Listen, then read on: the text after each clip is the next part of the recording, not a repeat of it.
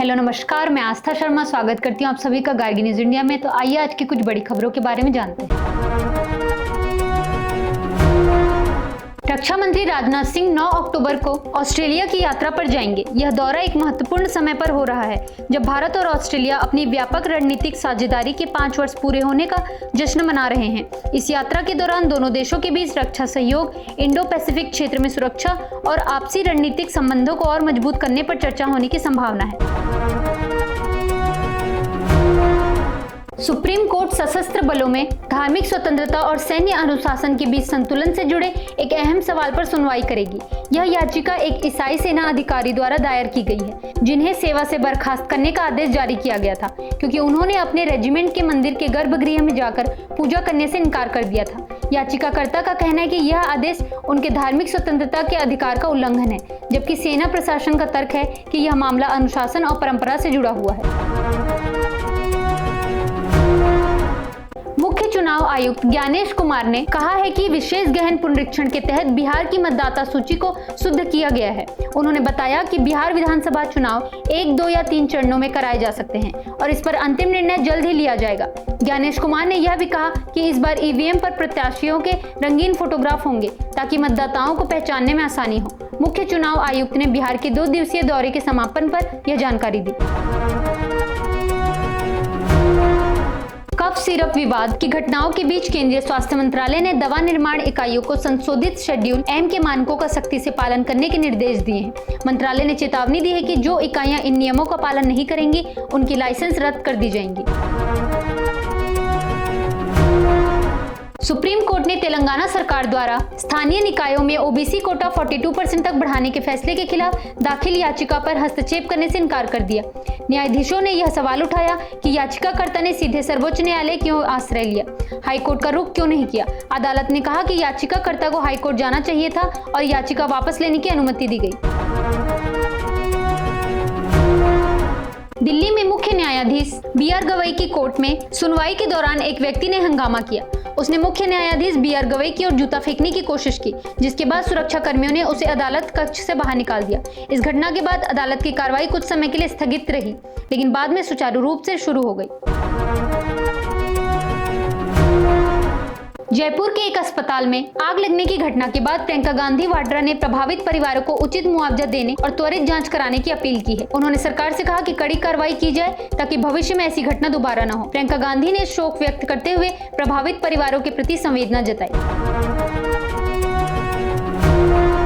Supreme court ने केरल के मुख्यमंत्री पिनाराई विजयन और उनकी बेटी के खिलाफ CMRL एक्सालॉजिक लेनदेन मामले में दायर याचिका पर सुनवाई से इनकार किया। मुख्य न्यायाधीश DY चंद्रचूड़ की अध्यक्षता वाली पीठ ने याचिका पर विचार करने से मना करते हुए कहा कि सर्वोच्च न्यायालय राजनीतिक लड़ाइयों का मंच नहीं है। अदालत ने स्पष्ट किया कि इस प्रकार के मामलों के लिए उचित कानूनी प्रक्रिया और मंच उपलब्ध है और सुप्रीम कोर्ट का दुरुपयोग राजनीतिक उद्देश्यों के लिए नहीं किया जाना चाहिए। सुप्रीम कोर्ट ने सिक्योरिटीज ट्रांजैक्शन टैक्स की संवैधानिक वैधता की जांच करने का निर्णय लिया। न्यायमूर्ति JB पारदीवाला ने असीम जुनेजा द्वारा दायर याचिका पर केंद्र सरकार विशेष रूप से वित्त मंत्रालय को औपचारिक नोटिस जारी किया है। याचिका में सिक्योरिटीज ट्रांजैक्शन टैक्स की वैधता को चुनौती दी गई है। अदालत अब इस टैक्स के संवैधानिक प्रावधानों की विस्तृत समीक्षा करेगी। बाढ़ की मार झेल रहे उत्तर बंगाल के लिए मुख्यमंत्री ममता बनर्जी ने मृतक परिवारों को 5 लाख रुपए की मुआवजा राशि देने की घोषणा की और सरकार ने कहा कि ये बाढ़ मन निर्मित है। उन्होंने 24/7 आपदा कंट्रोल रूम खोला और खुद प्रभावित इलाकों का दौरा करेंगी। मणिपुर के जिरीबाम में 2 शक्तिशाली इम्प्रोवाइज्ड एक्सप्लोजिव डिवाइसेस बरामद किए गए। सूत्रों के अनुसार इन विस्फोटकों को सुरक्षा बलों ने समय रहते खोज लिया और बम निरोधक दस्ते ने उन्हें सुरक्षित रूप से नष्ट कर दिया। घटना के बाद क्षेत्र में सुरक्षा बढ़ा दी गई है ताकि किसी भी प्रकार की अप्रिय स्थिति से निपटा जा सके। विदेश मंत्री एस जयशंकर ने कहा कि भारत अमेरिका व्यापार समझौता भारत की लाल रेखाओं का सम्मान करते हुए ही होना चाहिए। उन्होंने बताया कि दोनों पक्षों के बीच लंबित मुद्दों को सुलझाने के प्रयास जारी हैं। जयशंकर ने कहा कि अमेरिका दुनिया का सबसे बड़ा बाजार है, इसलिए दोनों देशों के बीच व्यापार पर एक ठोस समझ बनाना जरूरी है। उन्होंने यह भी जोड़ा कि भारत अपने हितों और प्राथमिकताओं से समझौता किए बिना आपसी सहयोग को आगे बढ़ाने के लिए प्रतिबद्ध है। नेपाल में आई भीषण बाढ़ के बीच प्रधानमंत्री नरेंद्र मोदी ने आश्वासन दिया है कि भारत नेपाल का फर्स्ट रिस्पॉन्डर रहेगा और हर संभव मदद तुरंत प्रदान की जाएगी। भारी बारिश के कारण नेपाल में जनहानि और बुनियादी ढांचे को भारी नुकसान हुआ है। प्रधानमंत्री मोदी ने कहा कि भारत नेपाल के साथ खड़ा है और राहत एवं बचाव कार्यों के लिए आवश्यक सहायता तुरंत भेजी जा रही है। ट्रंप प्रशासन ने अमेरिका के कुछ शहरों को वॉर जोन्स घोषित किए हैं। इस फैसले पर प्रतिक्रिया देते हुए शिकागो राज्य के गवर्नर जेबी प्रित्जकर ने कहा, वे जानबूझकर शहरों को युद्ध क्षेत्र बनाना चाहते हैं ताकि वे वहां और अधिक सैनिक भेज सकें। इस घोषणा को लेकर देश में राजनीतिक बहस तेज हो गई है, क्योंकि कई राज्यों ने संघीय सरकार के इस कदम को राजनीतिक उद्देश्यों से प्रेरित बताया है।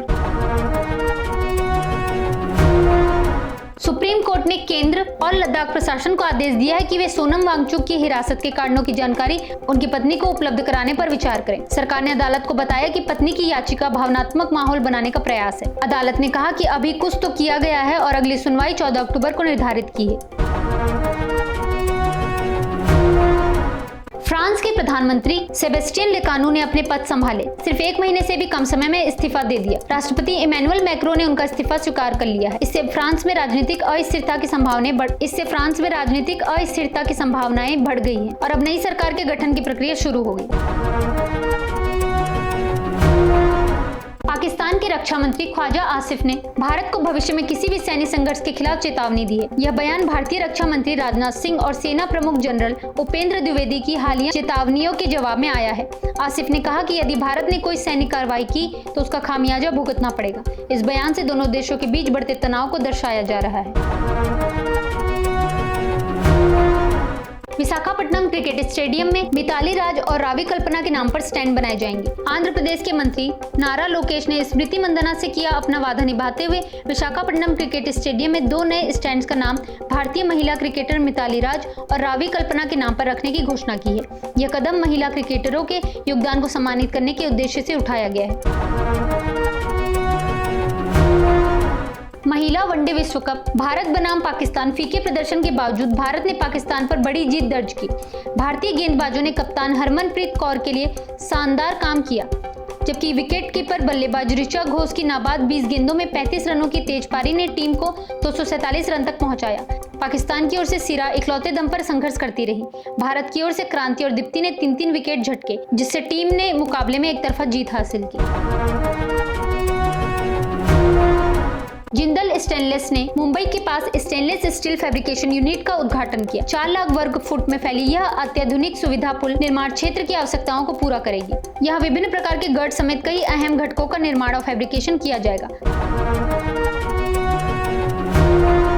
पीवीवी इंफ्रा की सहायक कंपनियों को 799 करोड़ के 2 सौर ऊर्जा प्रोजेक्ट मिले। कंपनी के निदेशक मंडल ने यह निर्णय लिया है कि वह विशेष प्रायोजन वाहनों के माध्यम से नवीकरणीय ऊर्जा क्षेत्र में अपनी उपस्थिति का विस्तार करेंगी। इन नए प्रोजेक्ट से कंपनी की सौर ऊर्जा क्षेत्र में स्थिति और मजबूत होने की उम्मीद है। बैंकिंग शेयर्स में खरीदारी के चलते शुरुआती कारोबार में स्टॉक मार्केट में तेजी। एशियन मार्केट्स में जापान का निक्केई 225 इंडेक्स तेजी के साथ ट्रेड कर रहा था, जबकि हांगकांग का हैंग सेंग इंडेक्स गिरावट में था। इंडियन स्टॉक मार्केट में शुरुआती सेशन में बैंकिंग और फाइनेंशियल शेयर्स में मजबूत खरीदारी देखने को मिली, जिससे मेजर इंडिसेस में ग्रोथ हुई। बिटकॉइन $1,25,000 के पार, अब तक के सबसे ऊंचे स्तर पर पहुंचा। बिटकॉइन का पिछला रिकॉर्ड $1,24,480 का था। ये वृद्धि अमेरिकन प्रेसिडेंट डोनाल्ड ट्रंप के प्रशासन द्वारा लागू की गई अनुकूल नीतियों और संस्थागत निवेशकों की मजबूत मांग के कारण हुई है। 2025 का मेडिसिन नोबेल पुरस्कार 3 वैज्ञानिकों मैरी ब्रंको, फ्रिड रैम्सडेल और सिमोन सागाकुची को प्रदान किया गया है। इन्हें रेगुलेटरी टी कोशिकाओं की खोज और शरीर की प्रतिरक्षा प्रणाली में पेरिफेरल इम्यून टॉलरेंस की भूमिका समझाने के लिए सम्मानित किया गया है। इस खोज ने ऑटो इम्यून रोगों और कैंसर जैसी बीमारियों के इलाज में नई संभावनाओं का रास्ता खोला है।